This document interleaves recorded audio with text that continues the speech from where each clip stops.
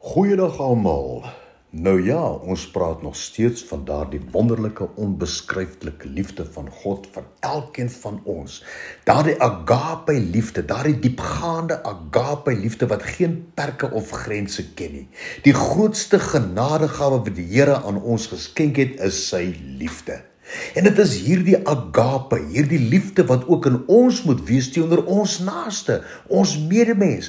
Almal met wie ons daagliks paaie kruis op een of ander manier. Jy moet jou naaste lief hê soos jouself. Ek glo dat die magtigste, die kragtigste wapen wat die Here tot ons beskikking gestel het, is juis agape liefde teenoor ons naaste. En ons voorneme moet wees, Here, help my vandag om my naaste lief te hê soos wat ek myself lief het. En onthou, die 2 of 3 maal wat jy vandag daarin slaag om hierdie liefde aan jou naaste te betoon, is wat die Here grootliks behaag. Dit is wat hy raak sien, nie die 6 of 7 maal wat jy daarin faal nie. Dit is waar sy genade vir jou genoeg is. Kom ons gesels die volgende paar dae oor die laaste gedeelte van 1 Korintiërs hoofstuk 13. Woorde en uitdrukkings wat heeltemal verkeerd geïnterpreteer word deur baie mense. 1 Korintiërs 13 vers 7.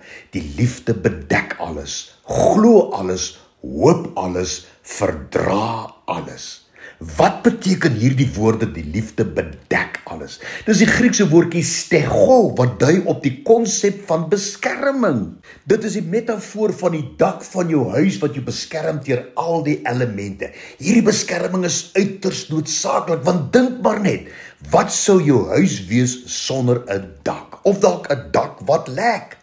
Maar wat is dit wat die Here eintlik hier in ons wil sê as hy die woord stego gebruik? Die liefde is stego, bedek alles. Almal van ons weet dat daar verskillende seisoene in ons lewens is, en nie al hierdie seisoene is lekker of aangenaam nie. Sommige seisoene is uiters stormagtig en moeilik, en indien ons nie beskerming, stego het nie, sal dit uiters moeilik wees, indien nie onmoontlik om suksesvol daardeur te kom. Die Here sê hier dat agape is soos 'n bedekking vir jou. Dit is soos die dak van 'n huis, 'n stego. 'n Kind van God behoort soos die dak van 'n huis te wees vir almal met wie jy te doen kry. Soos iemand wat baie naby aan jou is wanneer daar storms en probleme oor jou uitsak. So 'n persoon sal soos 'n beskermende dak oor jou wees in tye van probleme en nood. Selfs in tye wanneer jy in die struik van sonde getrap het, sal so 'n persoon jou help. Hy sal jou beskerm, hy sal naby jou wees. Hy sal nie jou sonde uitblaker nie. Hy sal jou stego, bedek alles. Eerder as om jou sonde en swakhede openbaar te maak en met almal daaroor te praat, sal hierdie persoon wat die karakter van agape het, jou beskerm. Hy sal jou stego en hy sal jou help om uit die struik uit te kom. Want agape liefde word altyd geopenbaar in tye van storms en probleme. Hierdie woorde van die Here, die liefde bedek alles, kan soos volg vertaal word: liefde bedek, beskerm, bewaar en verberg mense teen blootstelling in tye van probleme. Luister wat sê Jakobus 3 vers 6. Die tong is ook 'n vuur, die wêreld van ongeregtigheid. Net so 'n plek neem die tong onder ons lede in. Dit besmet die hele liggaam en steek die hele lewensloop aan die brand en word uit die hel aangesteek. Spreuke 12 vers 18, daar is een wat onverskillige woorde uitspreek soos swaardsteke, maar die tong van die wyse is genesing. Psalm 15 vers 1 tot 3, Here, wie mag vertoef in u tent? Wie mag woon op die heilige berg? Hy wat opreg wandel en geregtigheid doen, hy wat met sy hart die waarheid spreek, wat nie rondgaan met laster op sy tong nie, sy vriend geen kwaad doen en geen smaakhede uitspreek teen sy naaste nie.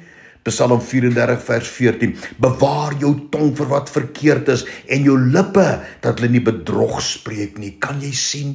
Die Here sê dat ons moet hierdie liefde vir ons naaste hê. Ons moet hulle beskerm, ons moet hulle optel, ons moet hulle help om weer in oorwinning te wees. Ons moet hulle begin beskinder en stories begin vertel onder ander mense nie. Dink so 'n bietjie hieroor. Wanneer jy storms en probleme moet trotseer, wanneer jy dalk 'n versoeking geval het, is daar iemand wat jou met agape liefde sal bedek?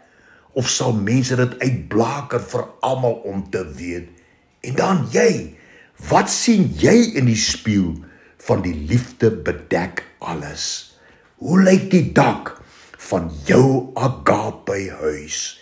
Here, ag Here, help ons.